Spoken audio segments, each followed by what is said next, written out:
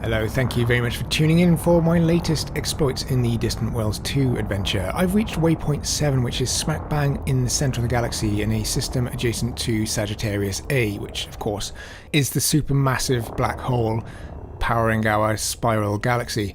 Now, as you can see, there is absolutely no one here, so I'll just get straight on talking about my route. So this route was fairly jam-packed. I didn't actually have time to get around it all because I've had a fairly busy week, but my route through this leg of the journey looked a little something like this. So starting off at the Dryu Awesomes, I headed out to the Shoiga Nebula cluster. Apologies for advance if I'm pronouncing any of these things wrong. From here I went over to the Black and Green tourist installation, which was a fairly interesting place, although you couldn't dock your ship there. It seemed to be just a station floating around next to a black hole. So from here I headed up to the Clawed Hand Nebula, which was fairly high on the galactic plane and took a good 1700 light years to get there, but this was a fairly interesting show, I suppose. It was a nice looking nebula in the distant sky. So from here I headed down to Galactic, which was a good 3300 light years, and all these points had so much distance between them because they were spread far apart, not so much horizontally but vertically through the galactic plane, which you just can't see on the map here.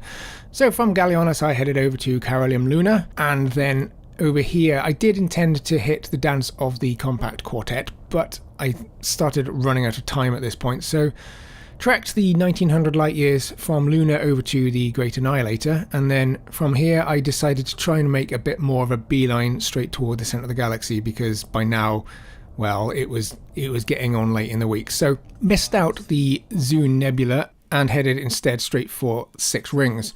From here I headed to Insynergy's world and checked that place out, which was pretty interesting, and then from there I went straight to Sagittarius A. Now, I've been to Sagittarius A before, but still, if you're in the neighbourhood, you've got to go and visit it, right? And then from Sagittarius A, hopped over to the next system to where I am now.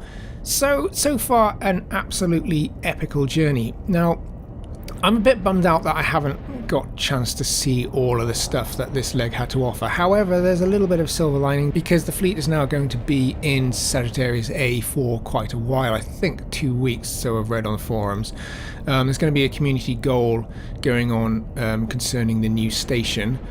That's going to be becoming more and more operational as the community goal progresses. I don't know what's going to be involved in this goal yet. I don't even know if I'm going to get involved in it myself. It depends what it is.